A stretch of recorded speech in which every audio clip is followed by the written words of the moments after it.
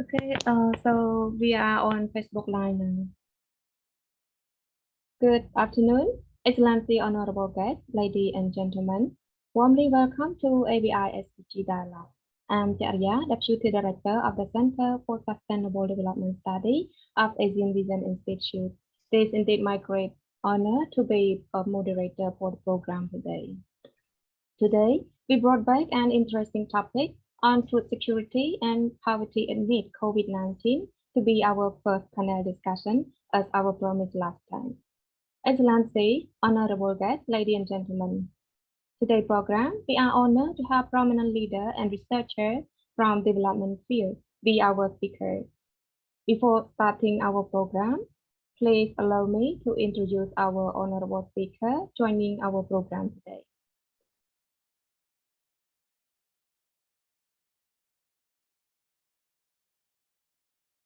Please allow me to introduce our first honorable speaker, Excellency Potsawandi from Ministry of Planning. Excellency Potsawandi started working in Ministry of Planning in early 1994. He is involved in preparation process of National Development Plan and its monitoring and evaluation. He is assisting in cooperation with Land Ministry of the government in preparing new National Strategic Development Plan and also is the focal point of SDG localization into national context, Cambodia SDG framework, formalization, mainstreaming Cambodia SDG into national plan system, and M&E, the achievement of Cambodia SDG. He is a member of National Working Group on M&E, the National Plan implementation. The current work is assisting to cooperate with government agencies, DP, CSO, private sector, and other stakeholders in preparing midterm review 2021 of National Strategic Development Plan 2019 to 2023 and update Cambodia SDG target and indicators. In addition, Mr. Potsawandi also involved with poverty measurement in Cambodia based on data gathering via Cambodia Social Economic Survey. From 2008, Excellency Mr. Potsawandi is promoted as Deputy Director General of Planning, Ministry of Planning. Besides the above said person, he was also promoted as an advisor of the Ministry in January 2015. Excellency Mr. Potsawandi graduated his master's degree on population study from Australian University, Australia in 2002 and hold a bachelor degree on economics from the local university in 1993. Second, please welcome our honorable speaker, Mr. Arun Wai.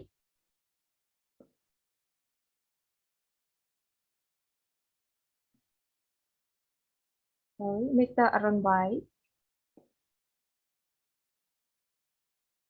is an international development consultant with nearly 15 years of experience in data-related projects within the food security and nutrition sector.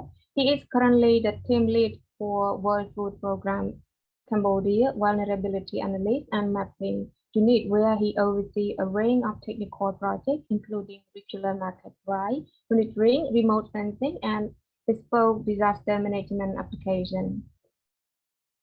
And the third, please give a big applause to Honorable Speaker, Dr. Indrozal from Food and Agriculture Organization in Cambodia. Dr. Indrozal is a Senior Policy Officer for the EU FAO First Program in Cambodia. In this role, he supports the Royal Government of Cambodia in food security and nutrition and sustainable agriculture. He has previously worked for FAO Cambodia for over 10 years as advisor in resilient farming system, coordinate for the first Center of Agriculture, manager for the Malis project for improving food security and market linkage for smallholder, and as a program advisor for FAO EU Food Security Facility Project. Before coming to FAO, he worked for 25 years for the University of Queensland as a senior lecturer in agri-food system. During this period, he worked on numerous development projects in long and short-term roles in education, agriculture, forestry, and fishery sector in the Asia-Pacific region. His role has included team leadership, monitoring and evaluation, project design, and specialist role in agribusiness, extension, and social economy. He has a strong interest in system approach and interdisciplinary work in dealing with complex development problems. He has a PhD in natural and rural system management, a Master of Agricultural Study, and a Bachelor of Science from the University of Finland. The last but not least, please give a warmly welcome to our honorable speaker, Dr. Chen Kumlong from Asian Vision Institute. Dr. Chen Kumlong holds a PhD in economics from Australian National University, a Master in economics from Kobe University, and a Master in business administration from the Preston University. Dr. Chen Kumlong, the Director of the Center for Governance, Innovation and Democracy and Vice President of the Asian Vision Institute. He is a member of the Advisory Council at National Assembly of the Kingdom of Cambodia. Prior to that, he was research assistant for Indonesian project at the ANU, senior researcher at Center for Policy Study, economic research at the General Secretariat of the Committee for Economic and Finance Policy at Ministry of Economic and Finance. Research consultant at Cambodia Development Research Institute, economic commercial specialist at United States Embassy, social economy for rural development project, and program assistant in charge of economic and private sector development at Japan International Cooperation Agency, JICA. He had over 15 years of practical experience in quantitative and qualitative research and consultancy for local research, think tank, and international development agencies. He has spread and researched on key areas of Cambodia economy, including agriculture, trade, investment, financial sector, garment and footwear industry, oil and gas sector, and real estate sector.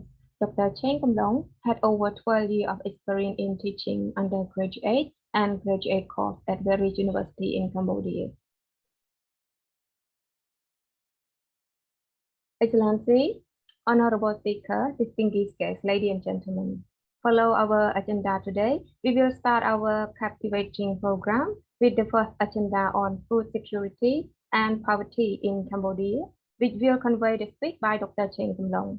Second will be on food security and poverty statistics in Cambodia. The speech will be delivered by Excellency Pochwandi. Third, on World Food Program support for food security in Cambodia will be given a speech by Aaron White.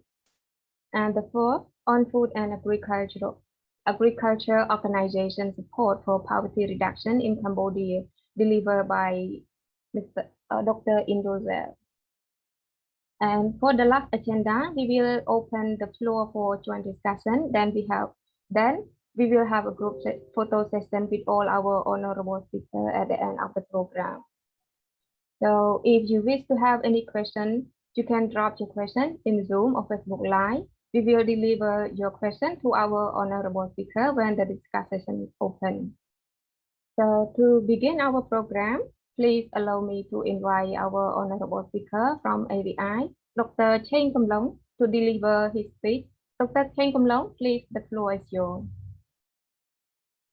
Thank you so much, Charya and the Center for Sustainable Development Studies at the Asian Vision Institute for inviting me and for hosting this very important dialogue. We call the AVI SDG, Sustainable Development Goals Dialogue, which is very important, not at the time, most importantly at the time being, given the fact that the world is being troubled, is being ravaged by COVID-19 pandemic, causing many more millions of people into poverty, facing more severe food insecurity. I think today we have a very nice group of panelists So I will touch on the very basic information and definition, and bring about the ideas of how we can work together, as a united, as a concerted, a team of people from private sector, from civil society organizations, from the government, in order to help not only Cambodia, but other countries in the region, other countries in the world, in which peoples are facing severe and extreme poverty and food insecurity. For Cambodia, before I start with a brief overview of what the situation in Cambodia is with regard to food poverty, food insecurity, I would like to draw the attention of the audience on what is meant by food security. Food security is different but related to food poverty. It is quite different from food poverty in the sense that it has many dimensions to it, and many dimensions to food insecurity or food security, which explain why a lot of strategies and efforts are needed. A lot of investment in food security is needed, rather than on the angle of food poverty. While food poverty may mean a shortage of, or a lack of, access to food alone, food insecurity involves at least 4 dimensions. From FAO, I think we have Dr. Russell here. He will explain in more detail. We have the first one is a food availability. Yeah. And then we have the food access. The third dimension would be about utilization of food. Utilization in terms of fulfill the requirement of a healthy, of an active social, cultural, economic life of a person. And the fourth dimension of it, according to FAO, is the stability of food and the stability of food system itself. Stability of food system also involves pricing, as we have seen in the past. So this is the 4 basic dimensions that have been used widely and have been adopted and by FAO and by other international organizations. By looking at the first dimension of it, we talk about the food availability. This is the supply side of food security. It is about whether food can be made available to all, not only just food. Food security in this global context, whether it is regard to individual food insecurity, whether it is regard to household food insecurity, whether it is is about community food insecurity, or a national security and global security, global food insecurity. Whichever level of food insecurity we talk about the supply side dimension, which is about whether we make food available, the nutritious, healthy food for fulfilling the needs of people, from young to old, according to their bodily requirement of energy, to sustain a healthy lifestyle and to engage economically and meaningfully in their daily life.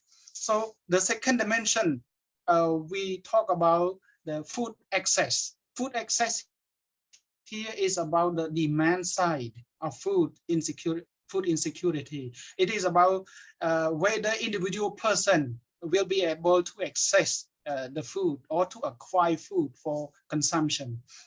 Utilization is a very important dimension of food insecurity that I think the government, the donor organization, the private sectors, and people should pay more attention to utilization. Food sometimes is available, food is accessible, but the the inefficient use, of food in order to sustain, to meet those basic dietary and calorie intakes need for a person to remain healthy and active economically, socially, culturally, has very strong impact on how a society, how a family, a household, how an individual person achieve the goal of, we call it food security. It is important to mention that we have to, I think from now on, private sector may also involve, government may need to involve, to invest in how to improve the utilization aspect. Access, of course, we have been talking a lot. Availability, we have been talking about a lot, but utilization area or utilization dimension has a lot more to be improved, to be enhanced. And finally is about the food stability, the stability of food system, which I believe that it should also involve in how food prices are managed, how food sources are governed in a sustainable, in an inclusive, equitable way, so that food will be ensured, food security will be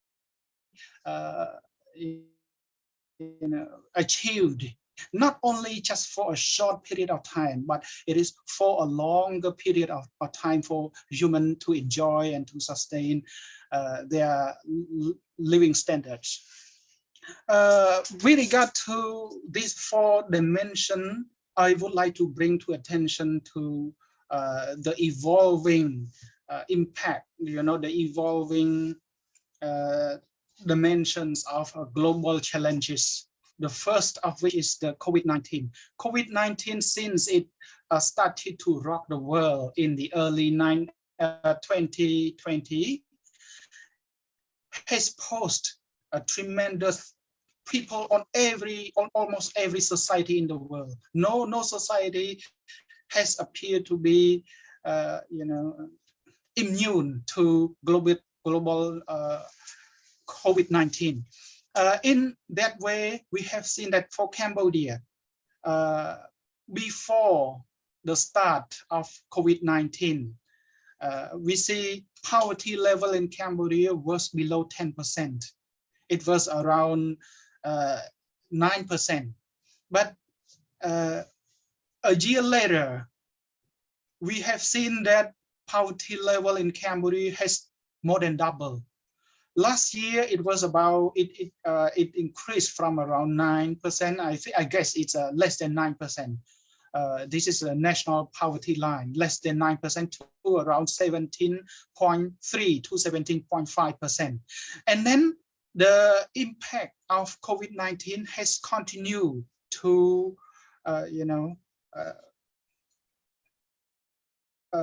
dampen the impact on the living standard of people at a larger scale. People have lost jobs. People have been working in tourism sector, government sector. People who have micro family business have lost a job, or at least they have lost their incomes. And that had been translated into the rising poverty level in the country. The combination of the threat from COVID-19, the rising intensity and severity of poverty in Cambodia require us to probably to reformulate, to revisit how we define food security, to revisit how we strategize a joint efforts, a strategy, a plan in order to cope with food insecurity. I think the 4 dimensions I mentioned about that have been developed by, that agreed and have been used widely by FAO, the Food and Agriculture Organizations, are the standard definition, are the standard dimensions we can refer to. But in addition to that, we can also refer to other dimensions that have not been discussed or understood widely enough. That is about the food safety and food standard dimension. Second is about food affordability dimension. I think maybe we can redefine, we can readjust the definition slightly within the Cambodian context. First, I think we cannot overgeneralize to the global context, but I would like to suggest that we add these two dimensions into how we frame and reframe our strategy, and also how we reformulate other action plan to cope with COVID-19 impact on food insecurity and poverty in Cambodia.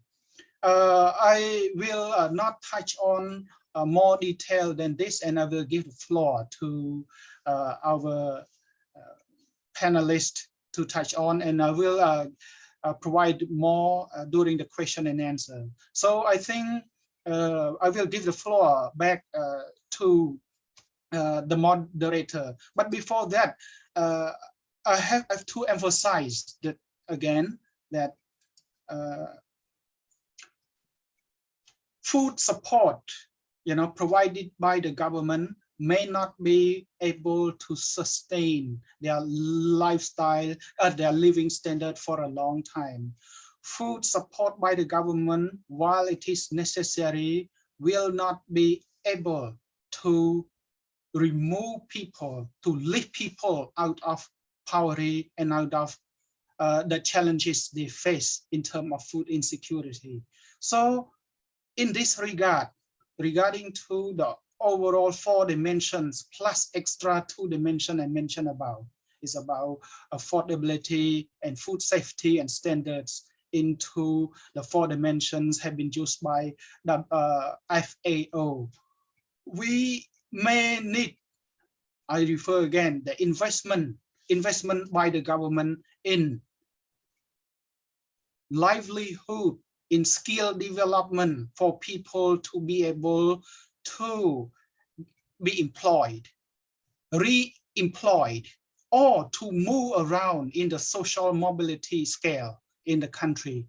People should be, rural, in the rural area, in the city, in the urban, wherever, the area of skill development, the area of, providing training to people, whether it is life skill, whether it is education, in order for those people to employ themselves, to be self-employed, or to be employed elsewhere, to sustain income, and also, to secure sources of income for their dependents will be very important. Along that line, the sustainable and inclusive governance of natural resources. Natural resources I refer to land, to water, to other resources on land and under land, have to be properly managed, properly governed, and so that people will enjoy, will benefit from all of those. Yeah. And with regard to agriculture, that everyone have been talking about, agriculture could provide the potential, or could have the greatest potential to reduce poverty and food insecurity. I agree somehow, but agricultural or reliant on agriculture alone will not be able to lift people out of poverty and to make people more food secure in a very inclusive and sustainable way. I end my talk here, and the floor is your Charia. Thank you so much. Yes, thank you so much, Dr. Chen Kamlong, for your nice introduction on the food security in Cambodia. And this will be a good start for our discussion later. So next, I would like to invite our honorable speaker from Ministry of Planning, Excellency Potswandi, to convey his remarks. His Excellency, please, the floor is yours.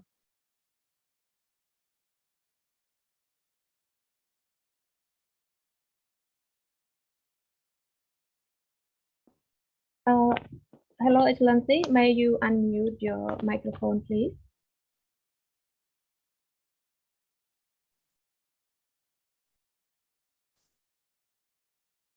Dr.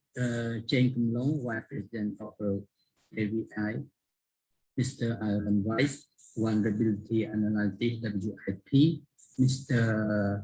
Lien Russell, Senior Policy Officer, Excellency, ladies and gentlemen, first of all, I would like to thank Asian Vision Institute to provide me a chance to speak a topic related to the nutrition and poverty Cambodia and also the effect of COVID on it. Let me start my slide presentation. You would like me to show the slide presentation or just talk? Yeah, Excellency, maybe you can share your presentation as well. Okay.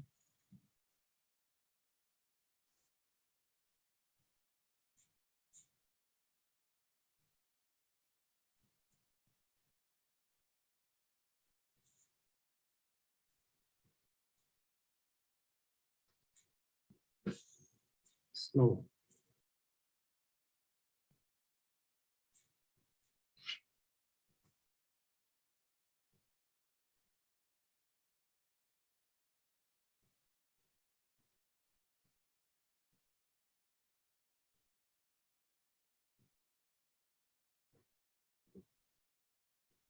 No, I will close the camera because of look like very slow.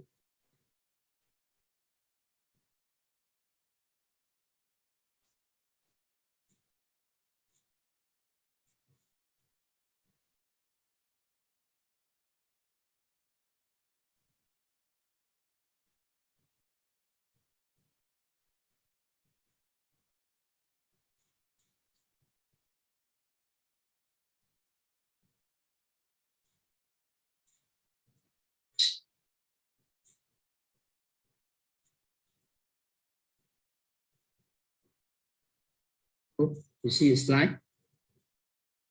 Excellency, I think maybe you can reshare again and select the file that you want to share because now you open your folder. We cannot see any slideshow yet. No, I can't open it.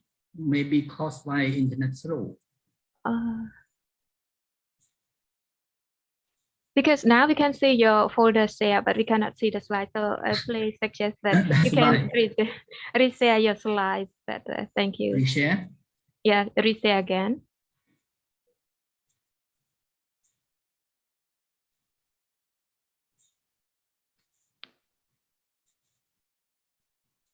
Okay, so we can see well now. Thank you, Excellency. See now? You can see now? Yeah, I can see the slide. I cannot see mine.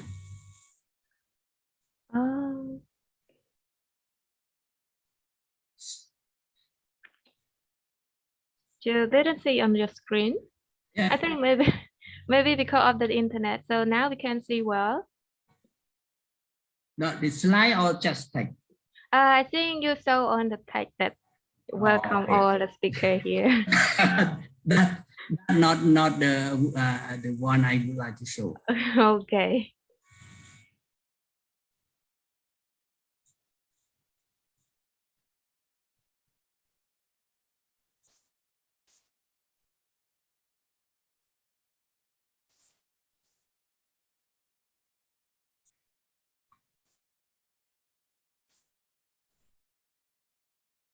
No, I think the internet slow. Okay, maybe you can verbally. Okay. Okay, if cannot share the presentation, it's fine. Maybe you can verbally show us what you're going to give in presentation. That's fine. Okay. No, I will talk 6 points. Like to talk 6, but very short. Short 6 points we would like to show. First is provide the short situation of the nutrition in Cambodia, second policy and strategy in place related to nutrition. Then the relationship between the nutrition and poverty. After that, we will see the effect of COVID-19 on poverty and nutrition. And after that, the integration of Royal Government of Cambodia to the affected people. And the last one is I will provide a short conclusion. Now, first, related to the nutrition in Cambodia, I just would like to provide the information, but the information is old due to the nutrition is based on the Cambodian Demography and Health Survey since 1914. I have only three points related to the stand among the under 5 children. That is the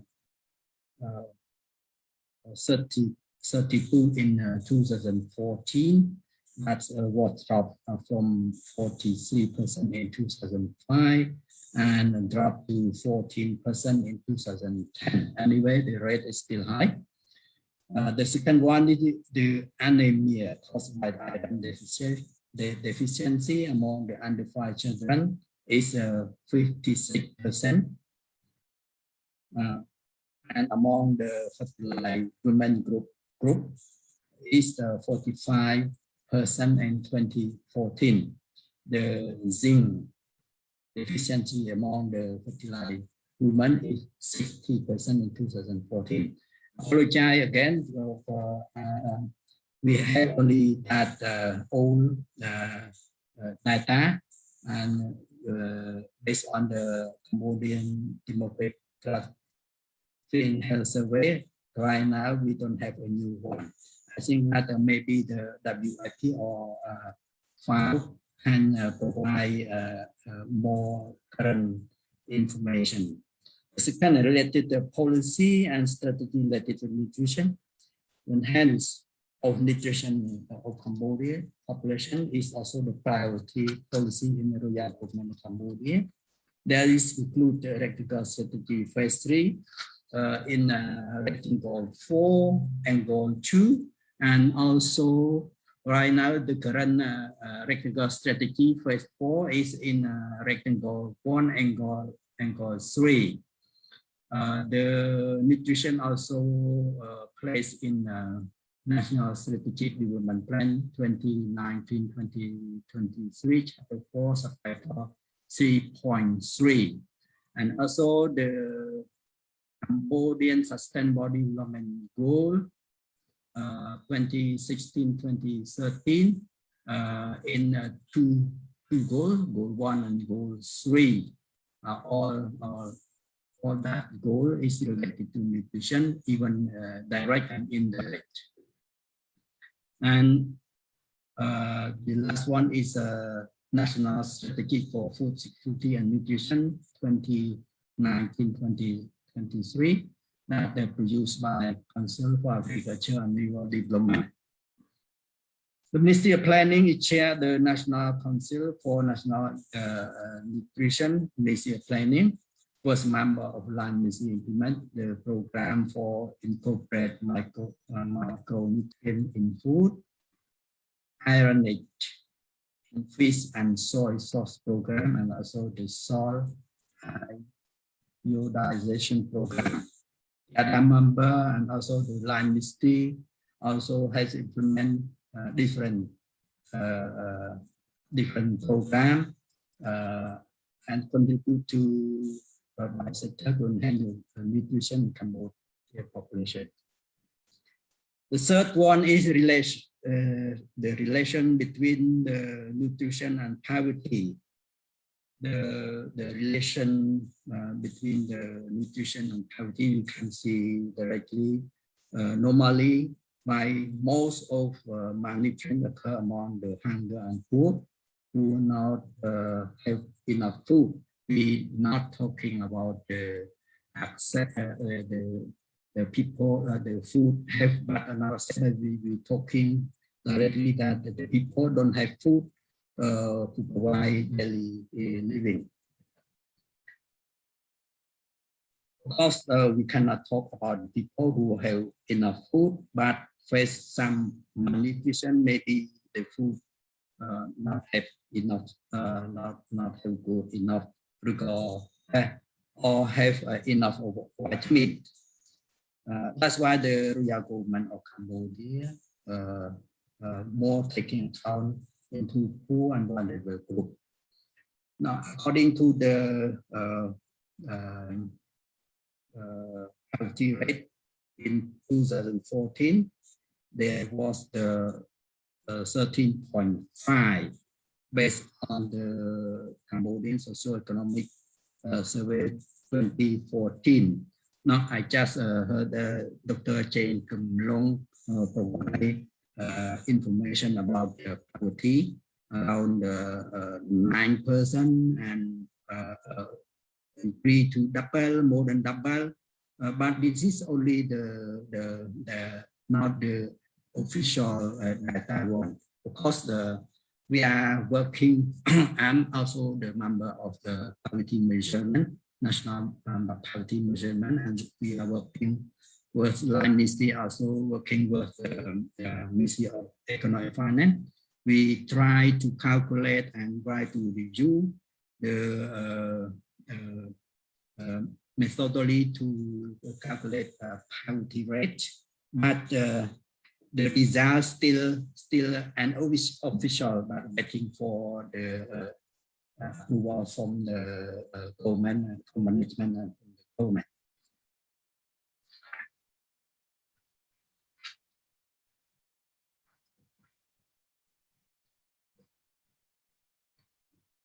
Beside the poverty, we calculate from the Cambodian socio-economic survey, the royal government of Cambodia, through Ministry of Planning, also conduct the ID4 program to identify poor family. According to the program, the government can find out which are the poor family. We divide to where they are living, where and how many families are poor in each village, each commune, each district, city, and each province. Royal government of Cambodia used the result of the program for urgent intervention, and social support to the family. Royal government of Cambodia also created a National Social Protection Council that responsible for take action to help and social support to poor family. There are around 500,000 families with around 2 million people have identified as poor. But this data is before COVID-19 pandemic. No.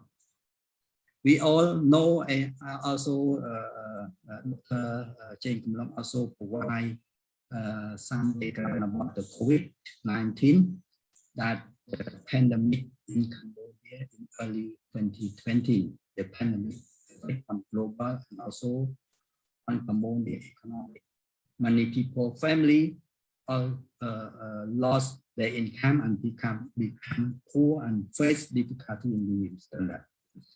According to the ID4 program, the poor family increased to 662,767 family worth 2,617,214 people.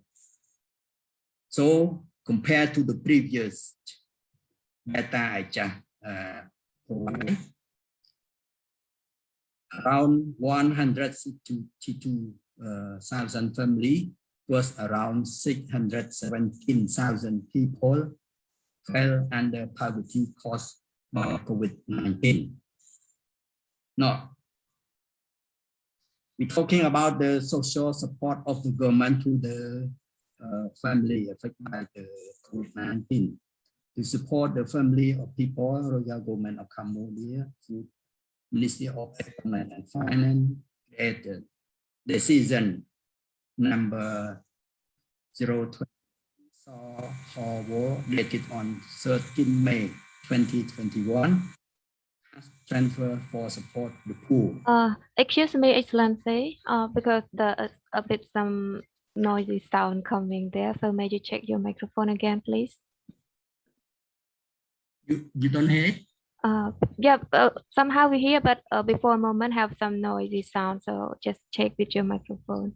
So now we can hear well. Please continue your speech, please. The social support focus on family and people living in lockdown area and have difficulty living. Telegram audio.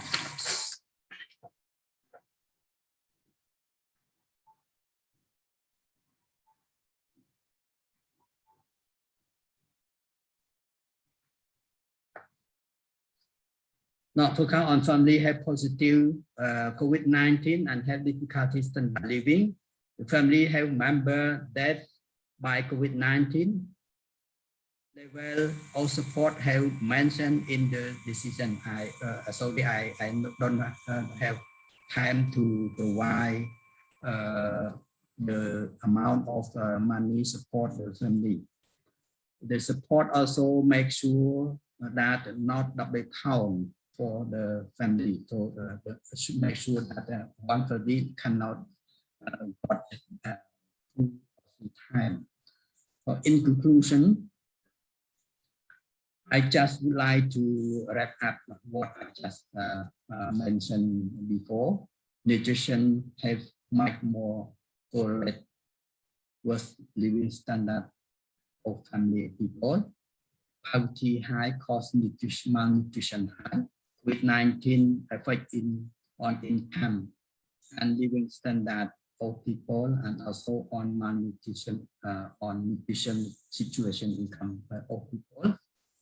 The government are trying to support in difficult way to family and people, and we hope that by the measures of the government and vaccination campaign in the whole country, the situation in Cambodia will be recovered very soon. Thank you.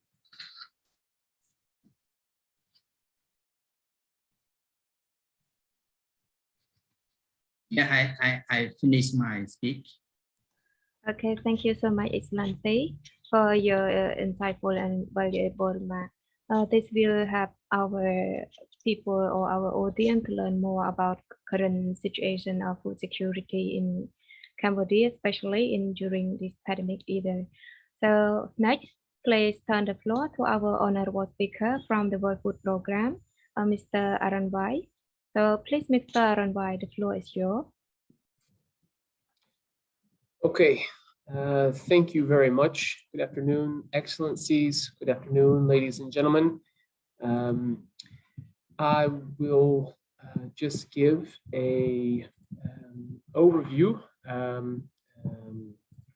on food security trends, food security and nutrition trends in Cambodia over the last year. So during the time of COVID. And also discuss some of the other ways that WFP is supporting the monitoring of food security in Cambodia, and finally present a couple of things that we're doing in collaboration with the Royal Government of Cambodia on food security and nutrition as well. So again, thank you very much. Just a very brief introduction for those of you who may not know. WFP has been providing support to the government of Cambodia and the people since 1979. Our current strategic plan, which runs 2019 to 2023, aims to complement the government of Cambodia's efforts to achieve zero hunger. We do this through a series of work streams, you might say, and each of these work streams, we are partnering directly with different government line ministries. That includes the National School Feeding Program with the Ministry of Education, working on resilient local food systems. That's also through our homegrown school feeding program with the Ministry of Education, enhancing government capacity and disaster risk management reduction with NCDM, Disaster Management Agency, promoting digital transformation, enhancing food security, nutrition, and social protection governance with various partners, including the Ministry of Social Affairs and the National Social Protection Council, and also support in supply chain services. So just a very quick introduction on WFP in Cambodia and our history here. So I just want to touch on a couple of things. This is an opportune time to highlight some of the information we have, because the UN, in partnership with the National Institute of Statistics, has actually been conducting a series of panel surveys in Cambodia across the country to understand exactly this, the impacts of COVID-19 on a range of socioeconomic indicators, including food security and nutrition. So I'll present some of the findings that we have from those surveys.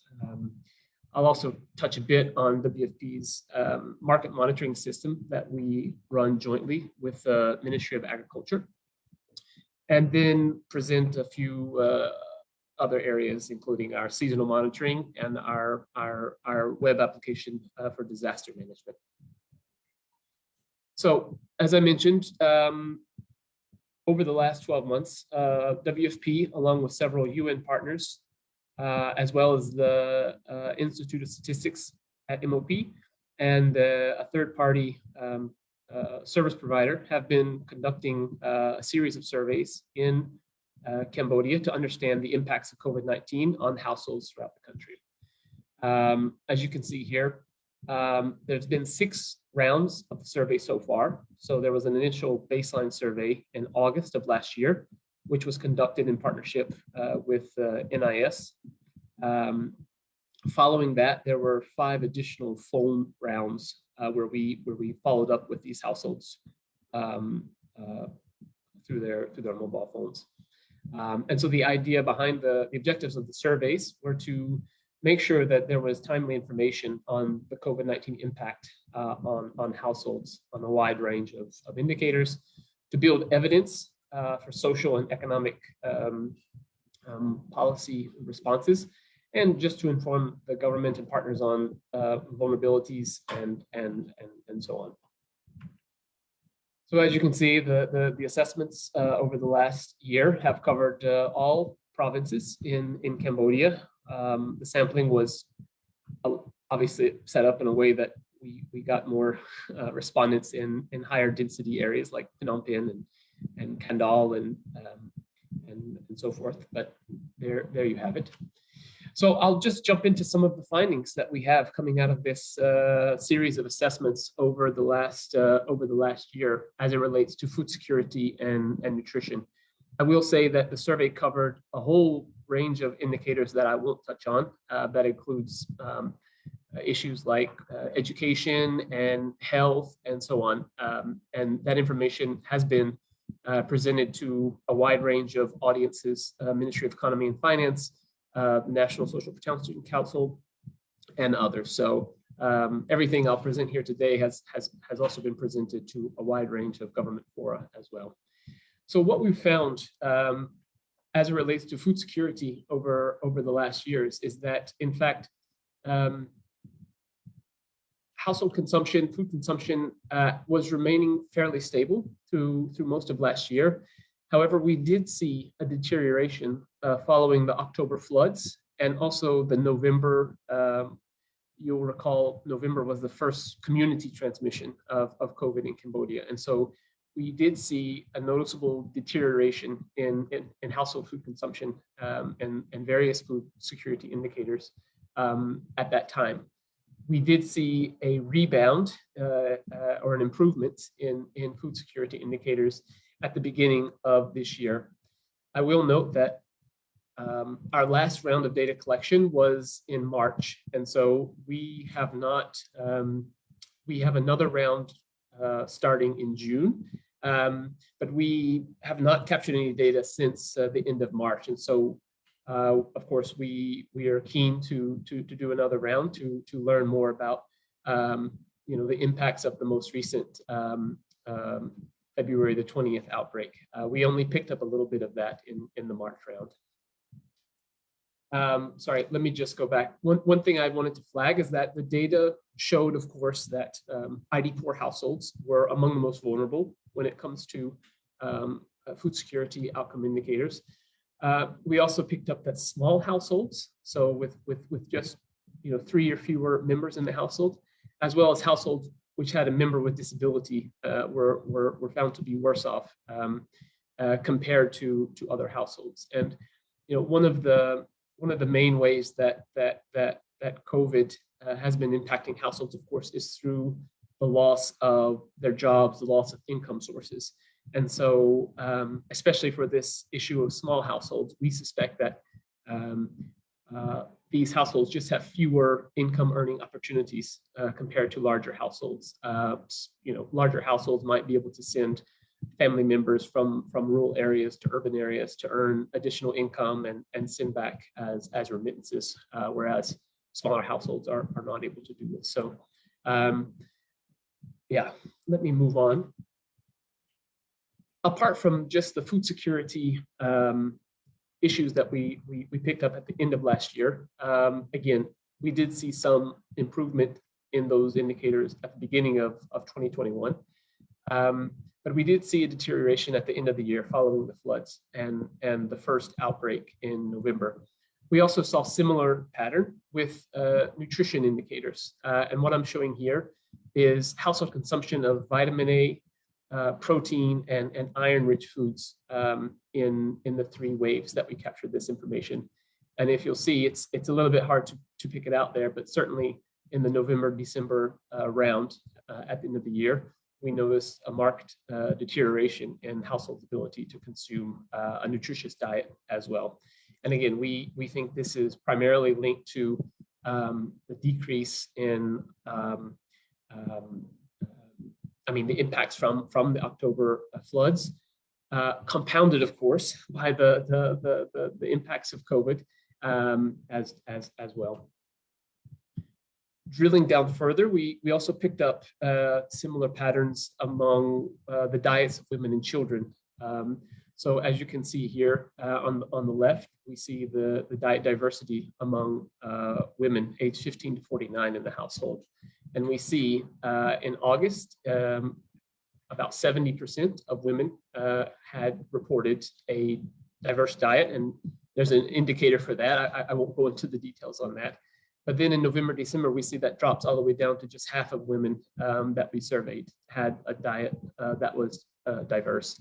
And then in March, we see that it has picked up some. So we see this again through household level as well as the individual level indicators. And on the bottom right there is for children under 2 years old. It's a little bit of a strange chart there, but yeah, we do see a deterioration in some sense. So what do families do when there's not enough income or resources to purchase food?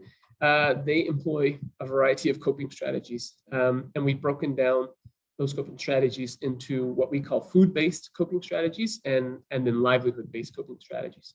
So on this slide, you see very clearly the proportion of households who reported resorting to food-based coping strategies. And what we mean by that is they say, we didn't have enough money, so we bought cheaper foods. We bought foods that we prefer not to eat if we had more money. They also are likely to reduce the portion sizes and in some cases reduce the number of meals. So here again, you can see that this food-based coping, which we call, really kind of peaked in that October-November period and then has come down somewhat at the beginning of 2021. And here we can see the same thing in what we call livelihood-based coping strategies. So we ask the same question. What have you done to cope with not having enough, the ability to have enough food? And so what we see here are households in August actually doing pretty good. Almost half reported not using any coping strategy at all. And then you see in October a real big increase in the proportion of households telling us that they had to use some sort of livelihood coping strategy. And that means spending their savings, of course, but other things as well, like taking on high interest debt, having to sell maybe some of their productive assets, selling animals that they may not have wished to sell, that type of thing. So we see that spike quite dramatically in the October-November period last year, with a slight improvement at the beginning of this year. So yeah, as it relates to this survey and what we found over the last 12 months, we have seen the cumulative impacts of COVID have left households less resilient and less able to and more vulnerable to food insecurity. We did note that, of course, the strong fiscal support from government through especially the cash transfer program to ID4 households has played a big role in mitigating these problems even more. And so, I think it's a very important thing to mention that without these cash transfers to poor households, it's likely that we would have seen an even larger deterioration. And so I think a lot of credit is due for that very innovative and strong response from the government of Cambodia in that sense. What I'll also mention is that, like I said, the last bit of data that we collected on this was in March, and really since March and now with some of the lockdowns that have happened in April, we are a little bit concerned as to, especially for households that were not able to access markets during that time. We do know that food security nutrition tend to track access to markets. Cambodia is a very market-driven economy. A lot of people, especially in urban areas, but also in rural areas, depend on the market almost on a daily basis in some cases. And so we know that if that access to markets are disrupted, that will have an impact on food security and nutrition, especially for poor and vulnerable households. So for the next things coming out of this assessment, we will be having, like I said, these findings have been presented to Ministry of Economy and Finance, and National Social Protection Council, and various other bodies. We plan to have a report coming out of this sometime in June. And then we've also planned to extend this work through the end of 2021. So there'll be actually 3 more rounds of data collection in June, September, and December of this year to continue tracking this situation. I just want to touch on a couple of things that WFP is doing in the food security area, and especially in partnership with the Royal Government of Cambodia.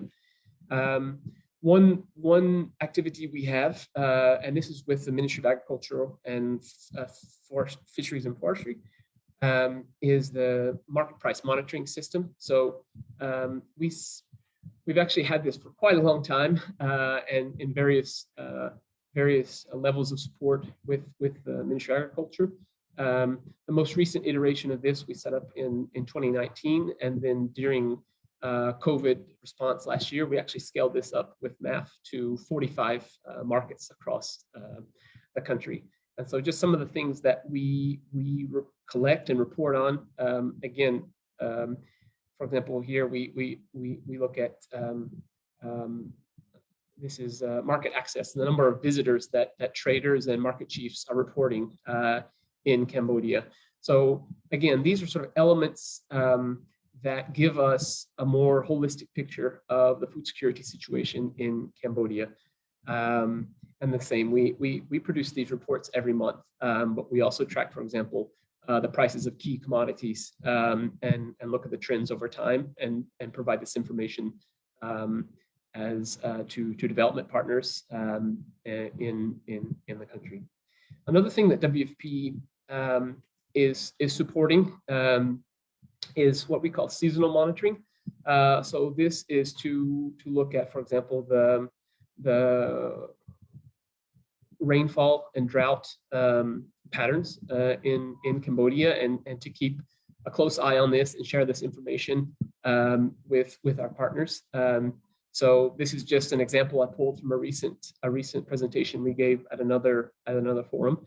But for example, you can see on the top is the last 5 months of rainfall conditions in Cambodia, and we've compared it to the bottom there, which is the El Nino drought in 2015 and 16. So this is just another way that we try to support partners and the government in country on food security issues. The last thing I want to mention is our partnership with NCDM. Excuse me, Mr. Aranwai. So Yes. we are a bit behind the schedule. Sure. So please.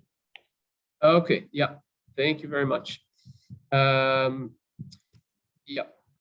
Just a very quick one here. This is a map that we produced last year.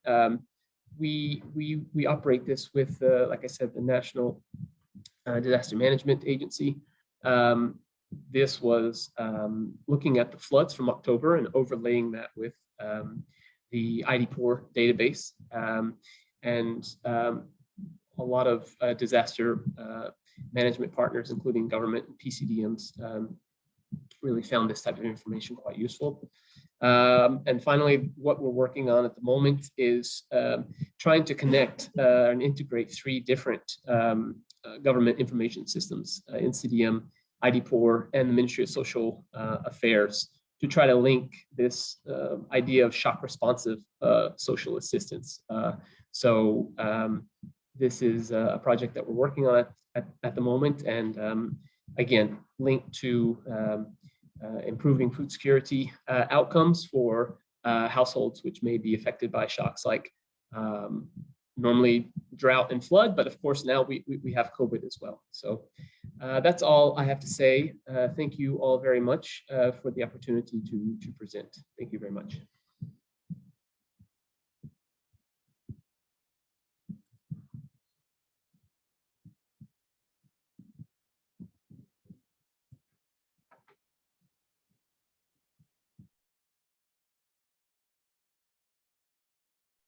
I'm sorry, I forgot. I pushed the mute. I'm sorry. So thank you so much, Dr. Aranwai, for your nice presentation. And the next, please, I would like to invite Dr. Indroza to give presentation. Dr. Indroza, please, the floor is yours.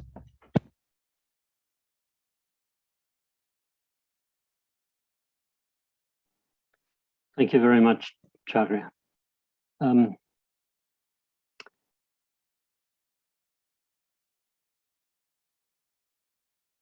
Sorry, I think might just have a slight delay in the system to bring my slides up. But I hope that you are seeing them now. The topic that I'm speaking on is to discuss the role of FAO in terms of poverty reduction in Cambodia, and had 4 basic questions to address in developing my presentation. The first of those questions was to ask what progress we're making towards the achievement of SDG 1. And that, as you might know, SDG 1 relates to eradicating poverty, or at least eradicating extreme poverty, and reducing by half those living with any dimensions of poverty by the national definitions.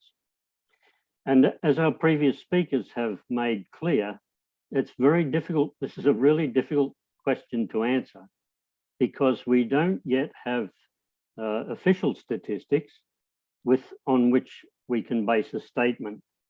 But we do have some good indications coming in from preliminary work and a real concern that we may have up to a doubling of the poverty rate as a result of COVID-19. And this is truly alarming given the very good progress that the country was making prior to COVID. So we would have to say that the outlook for 2030 has been severely impacted by COVID.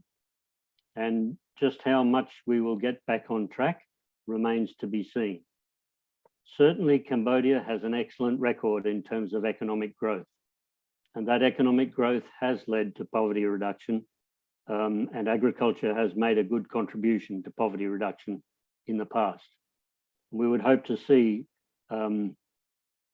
not just a similar performance, but indeed a strengthened performance from agriculture, because it needs to, in agriculture, we need to lift our game in order to make the contribution to GDP and to catch up with other sectors as we ought to. As Aaron mentioned and others, the royal government have taken significant steps to offset the impacts of COVID-19 on income and poverty. But as has been mentioned, this is not sufficient to lift people out of poverty. It's a means of a safety net for the current situation. And this is a very important understanding. But we should acknowledge that the steps that have been taken by the royal government are themselves a contribution to SDG1. And they make a contribution to indicators under that SDG. So that is a positive step in itself.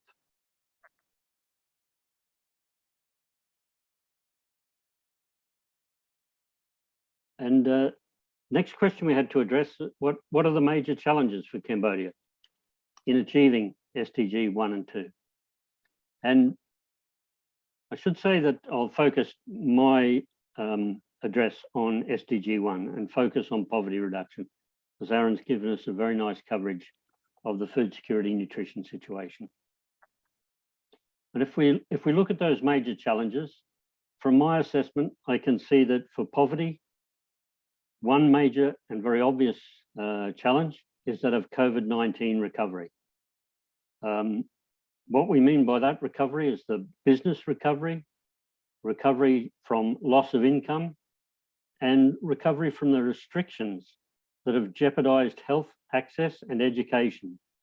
And these are a very important foundation for the future, because for our young people, this is the basis of our demographic dividend. And Cambodia must work very hard not to lose that demographic dividend, which is a one-off spur to growth. Another challenge I see is that we have still a very strong divide between the national and the local level. And this applies in terms of finances, capabilities, and opportunities. So we need to ensure that there's a shift in those capabilities towards the local level. And that is a great challenge. We have declining natural capital, which must be offset by human capital development.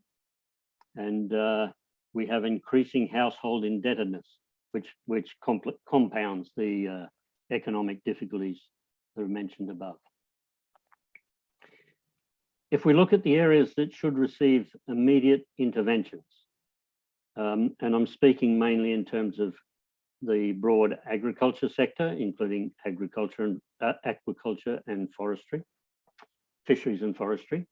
And I think that the main interventions that we should focus on in Cambodia are those of commercialization, modernization, and diversification, because this will give agriculture the return on capital, the return on labor that is required for it to be a vibrant and modern sector.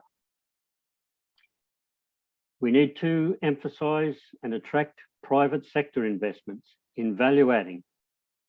And to do that, we need to improve the operating environment for business and the enforcement of regulations and standards for basis of international trade. We need to provide vocational training and job opportunities for youth.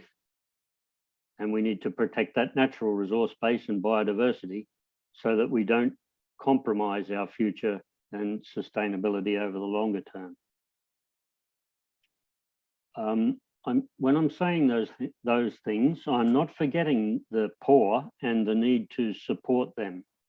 But in terms of the agriculture sector, what I'm thinking is that we need to separate social protection from agricultural development, because we need expertise in social protection and we need expertise in agriculture. the two things are not the same, and the agriculture sector is not a social protection sector.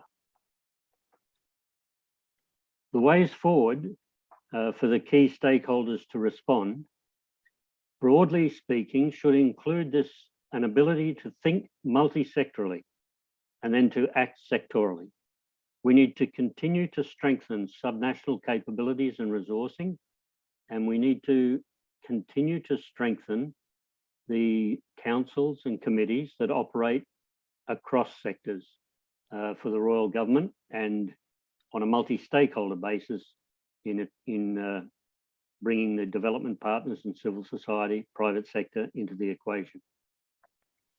As I mentioned before, we need to attract private sector investment.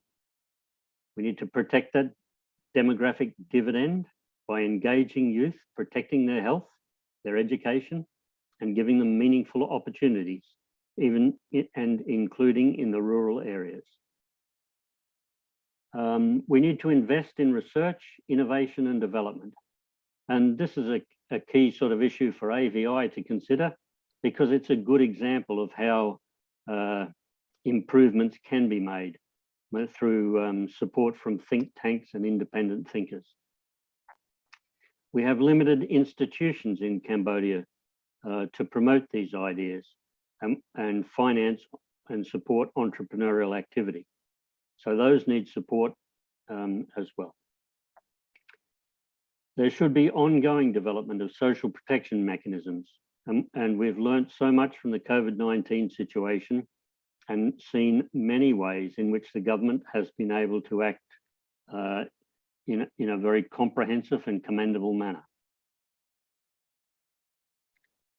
For FAO, in addressing poverty reduction, we tend to operate against three main themes. In the middle of the diagram here, we've put sustainable livelihoods, because that's really a central goal.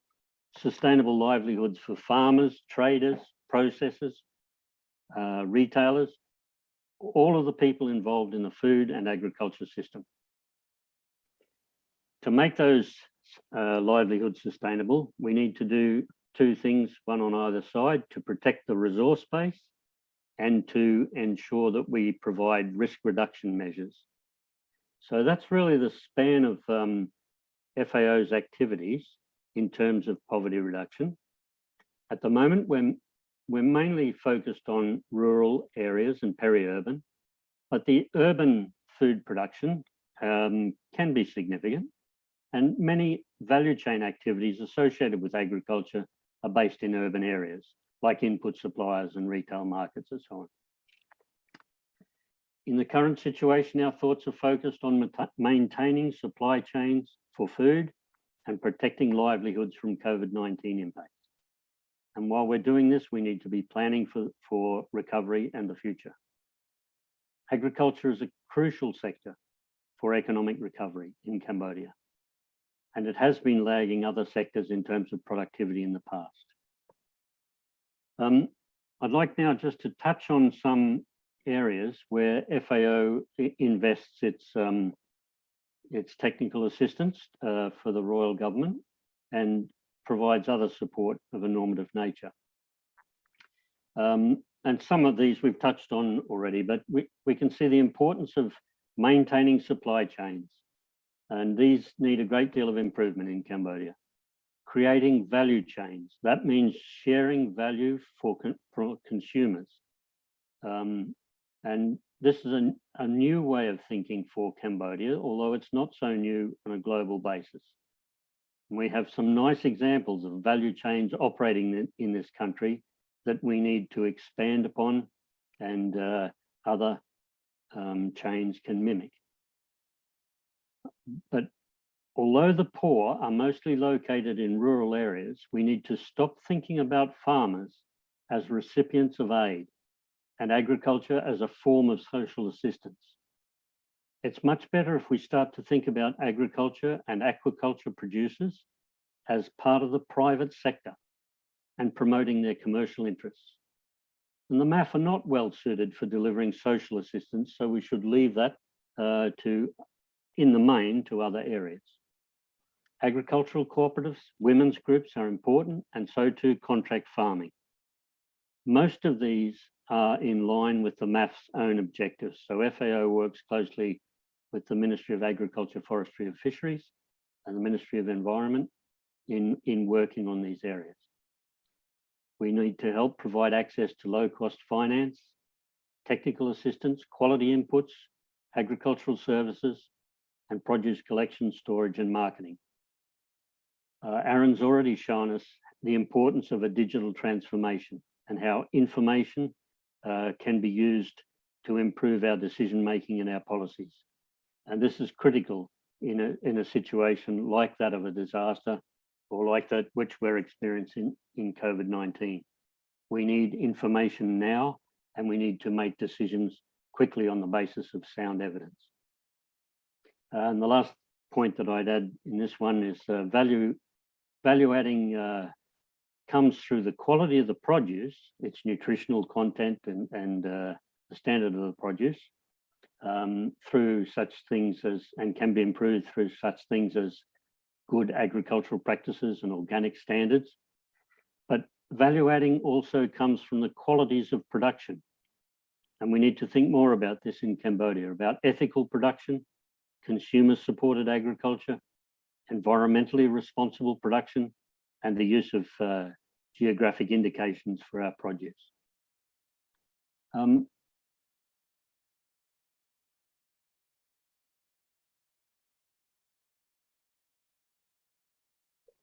One area that is of interest to us in recent times has been improvement of social protection measures, or the use of cash for work and cash for work plus as a way of providing a socio-environmental safety net.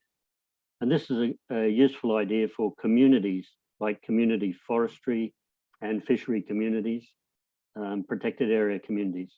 And it's a means by which the Ministry of Agriculture, Forestry and Fisheries can work together with the National Council for Social Protection or under its own direction to target investments for people in need and to ensure that their activities support the protection and sustainable management of natural resources.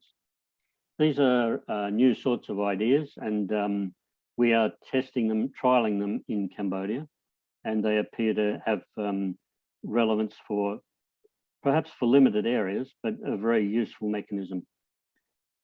And my last statement is about some normative contributions made by FAO and the importance of these, not just what FAO is doing, but the importance of these generally. One is in terms of the policy and the law, that we need to ensure for poverty reduction that we have the correct policy settings and the laws that will provide for poverty reduction. And just to give some examples of that, it includes health and safety regulations, labour laws, the elimination of child labour, equitable access and rights to resources, and things like the engagement of youth, the empowerment of women, and advocacy for consumer rights. Aaron and His Excellency Sovandi have highlighted the importance of data and information.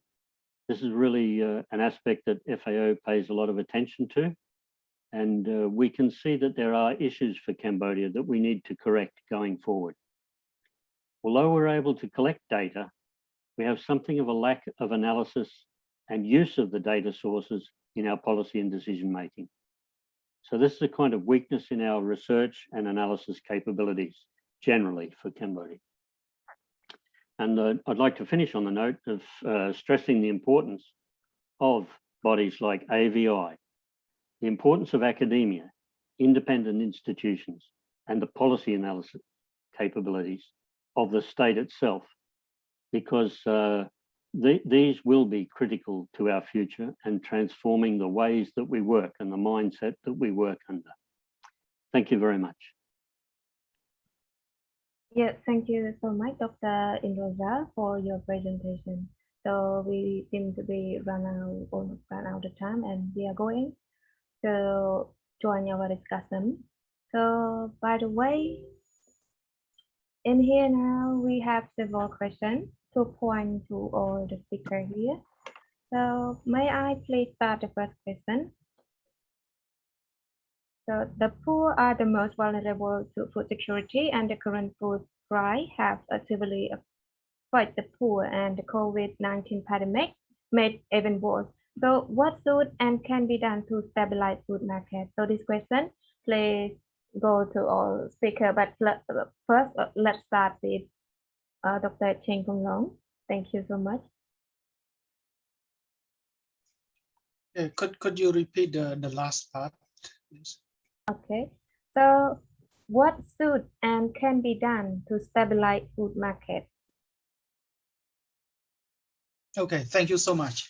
And for the first part of the questions, which group of society have been the most vulnerable given the impact of COVID-19 on their livelihoods, on their poverty level?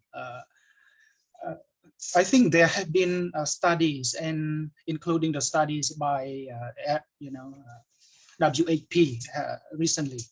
We have seen among people in the informal sector, particularly those who are not in the formal economy, those who have been employed, for example, in the tourism sector, we have seen the tuk-tuk drivers. They are not registered, they are not officially registered in the formal economy. Tourism sector has been hitting Cambodian economy very hard. In 2020, we see that major tourism attractions in Siem Reap, in many other parts of the country have been closed down, leading to the foreclosure and closure of businesses, of tourism services,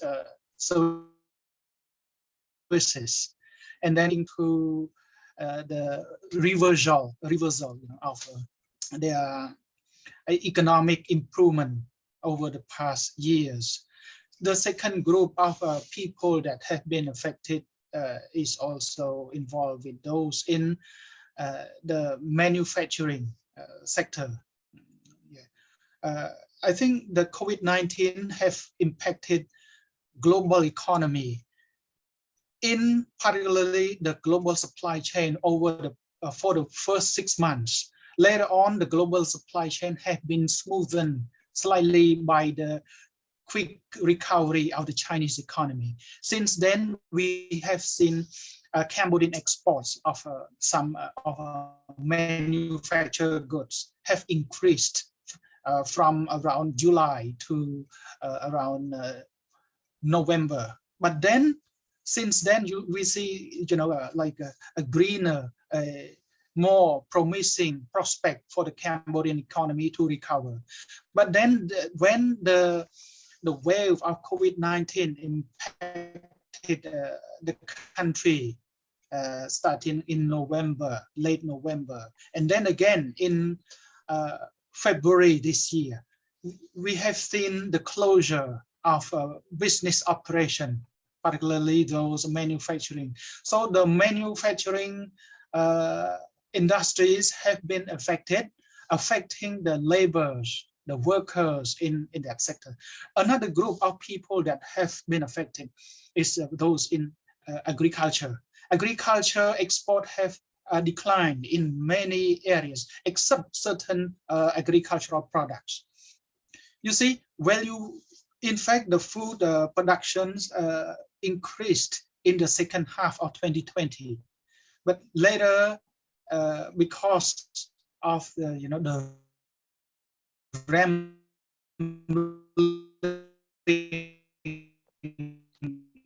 Excuse me, Dr. Kamlong, I think maybe internet not going well. COVID-19 in major sorry, maybe the internet disruption. Let me try to speak a little bit slowly. The continued disruptions in caused by pandemic in other major export market of Cambodia also affect the agricultural sector in Cambodia. These are the major most vulnerable group of people. you see, other businesses in Cambodia have been operating quite well. I mean, because for two things, they have more capital reserve. They have more, to cope with during their time, during this difficult time. But the people in the informal sector, people in the tourism sector, in the construction and the manufacturing sector have been less fortunate in terms of their capability to cope with COVID-19. Yeah. For the second part of the question, to stabilize food market in the country, I think this point has also been made by the Russell. How to ensure the food supply chain. The government have been doing quite well in terms of how to ensure the smooth flow of this over the past 2 months. We have seen since COVID-19 have been impacted more severely in this third event, the 20th of February 2021. But how to depends on more coordination between the producers, the producer of our agricultural production network in the country. We lack the coordinations in terms of what kind of food, the food varieties are produced in which part of the country, and then storage, logistical arrangement.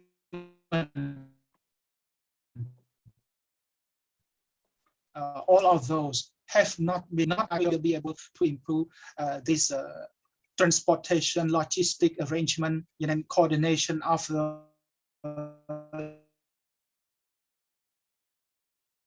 demands and production side. Dr. Kim Long. Linking to that is also the quality in Cambodia without the support of the local buyers. Yeah. I end my talk here. Yes. Sorry to interrupt because the internet was a bit problem and sometimes it's disconnect. Okay, so maybe I can turn this question to Dr. Indrozal. Oh, thank you, Charya. And I just make 4 points in terms of the what can be done to stabilize prices. And I think it's very important that we have the price monitoring system. Information is critical as one point. And this is what Aaron has alluded to. A second point is that we need to ensure that we have price monitoring and the enforcement of regulations against price gouging, if that is determined to be the case. And this requires the kind of ad hoc committees that have been formed under the Ministry of Economy and Finance and their special activities for COVID-19.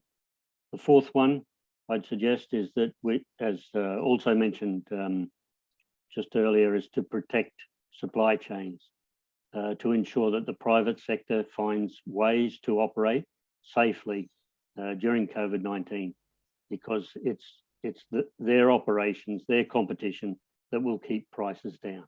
So if we can maintain that competition, that's one of the most important things we can do. Thank you very much, Sharon. Okay, thank you so much, Dr. Rojal. So next, may I turn this question to Excellency Potsawandi. Excuse me, Excellency, are you here? Yeah. Not related to the question that the stabilizer market, I just would like to just talk a little bit between demand and supply.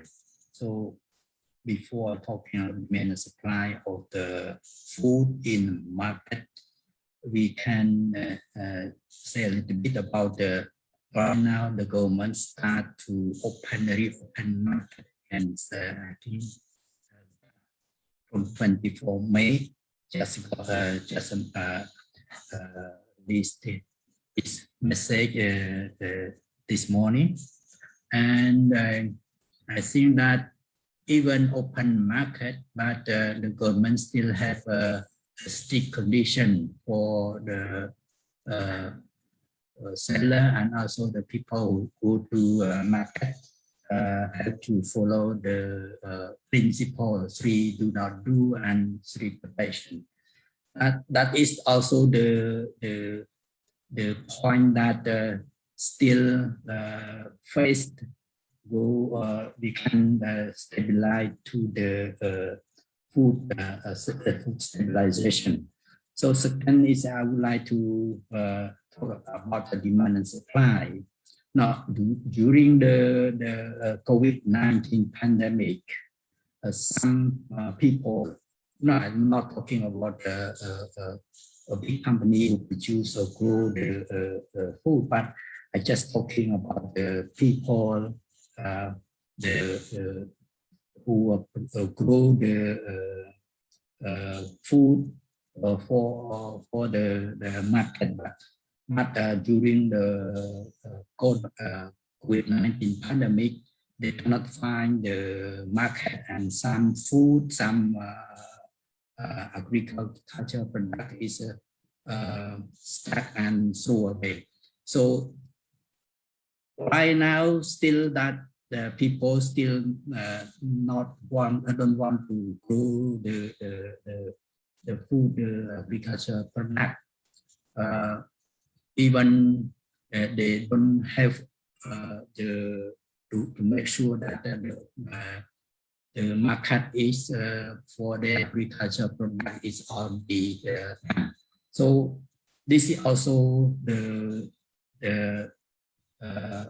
based on the demand and also a market for the agriculture product. So this is we can talking about a little bit about the agriculture people can form as association, because sometimes they produce but no market, and also some market also can find the agriculture product to sell in the market.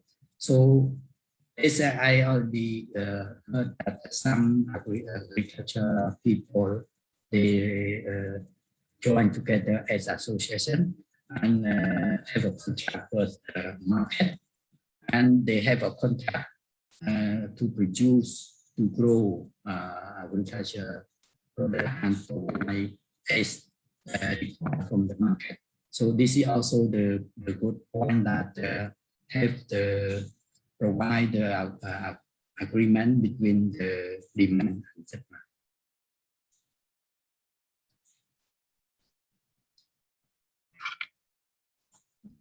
Thank you, Excellency, for your nice answer. So next, please turn the question to Mr. Arunbai. Yeah, thank you very much. I'm not sure I have too much to add on top of what the Excellencies and other contributors have already added. I might say, just from the supply side, in terms of prices, just to continue promoting the free movement of commodities in Cambodia, promoting market efficiencies. I mean, these things are already ongoing. Obviously, COVID has had some impact on that, but I think overall the trajectory on that course is very positive. Just general development as well, improving transportation networks, making it easier for farmers to get their supplies to the market, will all benefit. Another thing that I would say is, we've had recently some conversations with MISTI, Ministry of Innovation and Technology, and we know that they are supporting small and medium enterprises, especially in the area of food innovation, and making sure that the government and partners are supporting small and medium food enterprises to make this will also drive down, I think, prices in the long run, and also spur innovation in this sector. And I think that can only be a good thing as well.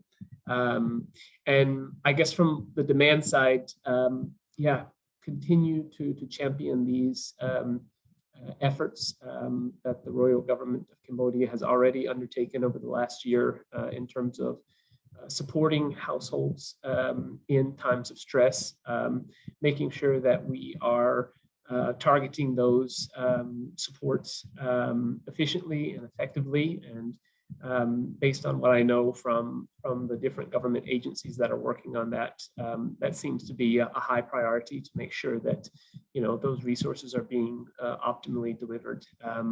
So I think from the demand side, that will also help. So yeah, just a few thoughts from my side. Thank you very much.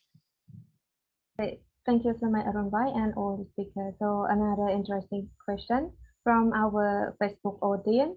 I'm not sure that he's still watching on our program or not, but I please pick up this question from the Facebook. His name is Mr. Ratsmay Dana Duong. His question is about food is important for human being. Million garment workers consume it every day. And please clarify more on food safety and how consumer could differentiate between organic food and chemical one. I think this is maybe a good discussion among all the speakers. May I start this question from Dr. Indrozal? So I may repeat this question again.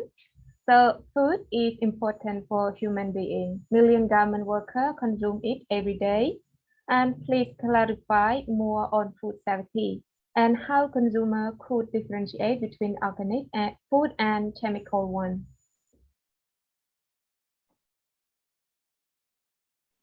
Yeah, that is a good question, and we have a big concern for food safety in Cambodia, but mostly that concern is developed around moving forwards, because we need to ensure that the food we have for domestic consumption in Cambodia is safe for the Cambodian population. And as Dr. Kim Long pointed out, it's so closely related to food security and nutrition that we need to take food safety into account at all levels. And food safety improvements can only come through collaboration across several ministries. In fact, there are 6 ministries directly involved.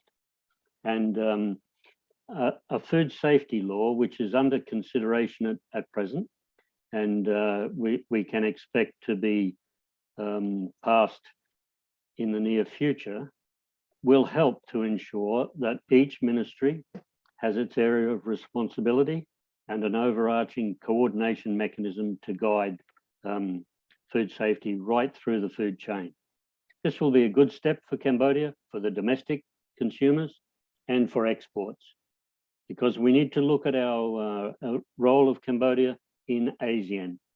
And although people are very keen to see local produce available for local consumption, the export industries are very important to us as well, and food safety an essential component. When it comes to identifying which food is safe or which is organic and which is not, we are still at a very early stage of this in Cambodia. It is expensive to get certification to international standards for organic produce. But in some cases, Cambodian producers and processors, traders, have been able to do this. And there are good examples for the premium jasmine rice and export to Europe and other countries. The challenge for us is that for meeting those standards, we have to meet the standards of the country we are exporting to. It's not something we establish ourselves. For Cambodia and for an early stage, there are some mechanisms like participatory guarantee systems that the farmers, processors and traders can work together to vouch for their own practices. And they work with consumers, allowing access to see how things are produced, processed and traded, and to understand that these are chemical free. So we need to be on the lookout for the type of shops, the market stalls or the supermarkets that are placing products on the shelves and certifying them in their own way as being organic. And the key to this is our trust. Whether you can trust that trader, that shop owner, or that supermarket, that they will protect their brand and their interest.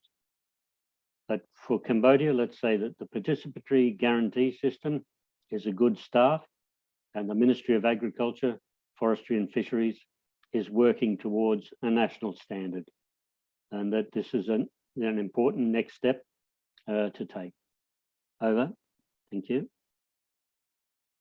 Thank you so much, Dr. Rosa. So I think maybe we can take one more round to Excellency Pochwandi.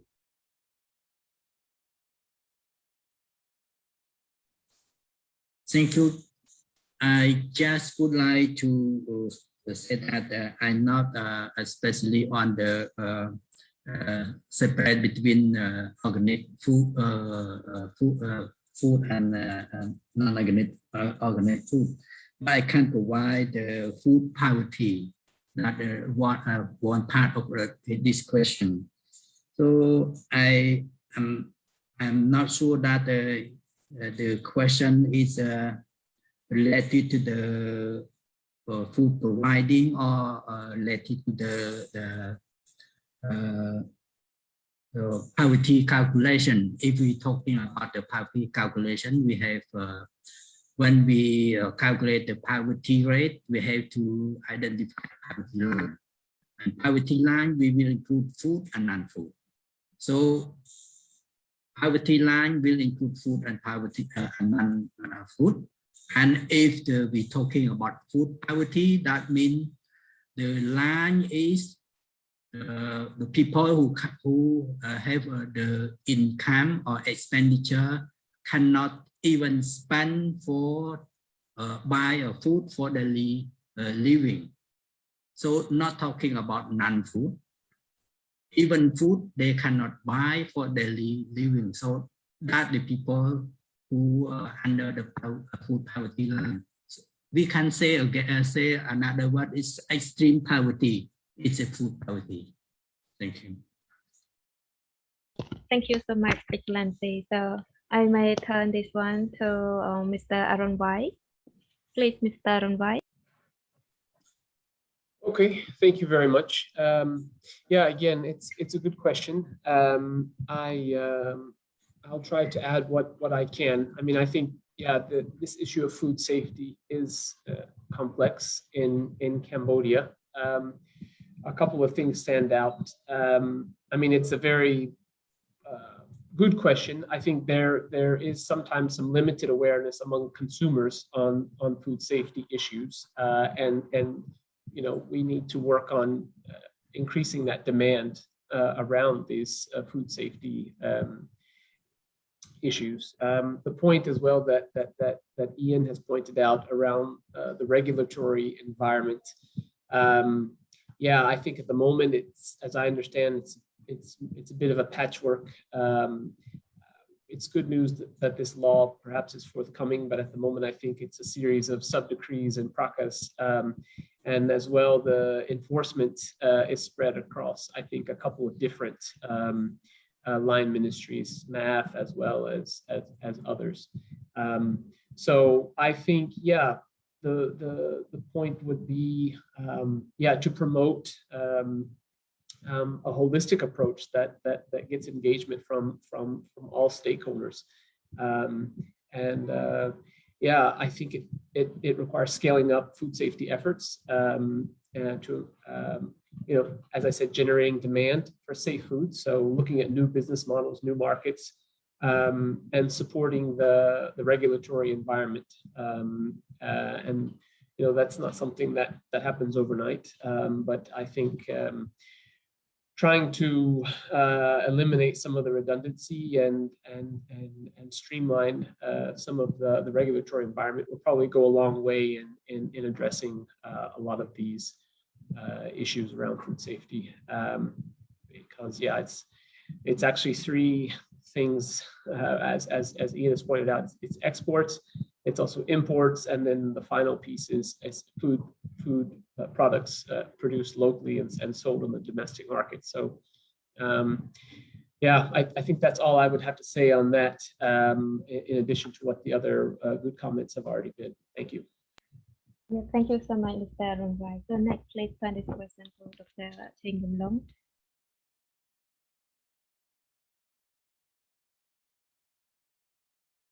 Dr. Cheng Long, maybe you unmute.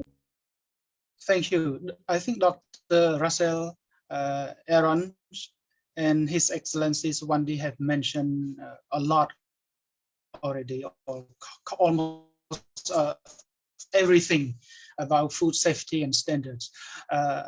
And I would like to add one point from the producer side, that is from farmers and other agricultural producer side. I think they have to change the mindset in terms of practicing more ethically, and also they have to be aware of the needs of society, of the buyers. Buyers have been demanding more higher quality agricultural produce. And in recent years, as living standard of Cambodian people have improved, and not only by the Cambodian people, but also the expats, international expats working in Cambodia, living in Cambodia. For the domestic consumptions, the level of food safety and standards have, been demanded, a higher level standard of that. In connection to this, Dr. Russell has, and I think Aaron has mentioned about the potential for Cambodians' product to be exported to international markets. And Cambodia have a vast potential in terms of agricultural,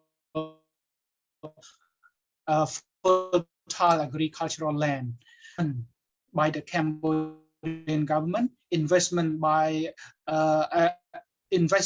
private investors in making use of those fertile agricultural land and the water resource network. I say water network. Water irrigation system have not been up to the standard. It has not reached to the level that agricultural productivity and efficiency can be maintained at the moment, and that is the potential, that is the room. And to improve food safety, it has to involve, all those, eclectic, holistic, framework of agricultural modernization, of the upgrading the production system. The storage is another thing. The storage, cooling system, warehouse storage, transportation system, all of those that maintain and ensure the quality. For example, a type of vegetable that has been produced in Battambang province, which take about 6 hours from here, and then without proper packaging, without proper cooling systems, when it arrives in Phnom Penh markets in Phnom Penh, those vegetables have withered, and then they lost the nutrition, the nutritious value. They lost the economic value in itself. This is the food loss and the loss to the society in terms of food safety. And food safety, let me state again, the mindset of the people, the producer have to change. They change and then look at other countries in the Mekong region, in ASEAN, before we look outside. And then what can Cambodian farmers through associations, through contract farming, can work together. Yeah, and I think this is what I would like to add. And in addition to what our panelists have mentioned very well, all of those. Thank you.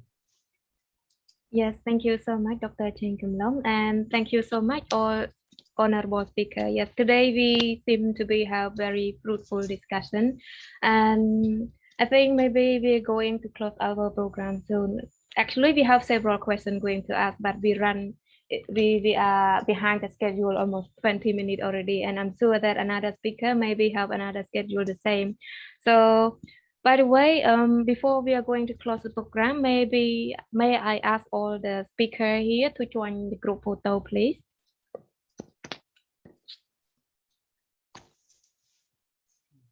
Okay.